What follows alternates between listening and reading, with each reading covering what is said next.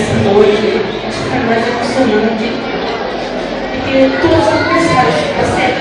Todos comemorações que fizeram o favor, foi tudo maravilhoso, independente, memória, tudo que eles fizeram, mas hoje foi um dia, uns 8 dias, eu entrei com alegria, falei, Jesus, será que esse é o meu de aniversário?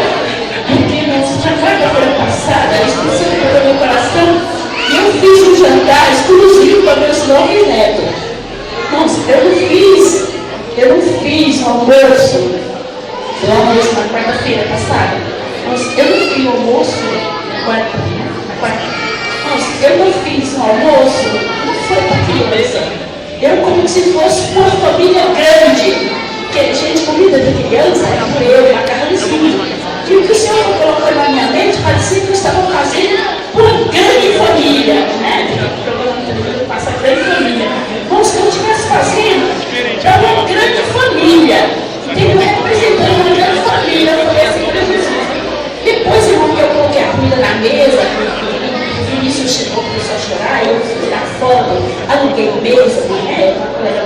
As mesas, eu fiz, então, me dá um banquete para meus móveis pequenos. E aí, você aqui falando assim, isso não é comida, mesa para criança, é uma mesa para adulto, para gente grande. Porque criança, você é um almoço simples, mas ali o Senhor me colocava, fosse uma mesa, que eu estivesse esperando, bastante gente, aquela alegria veio ao meu coração a semana toda.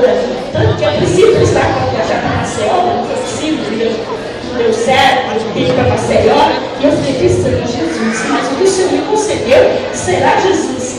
Né? Será meu aniversário?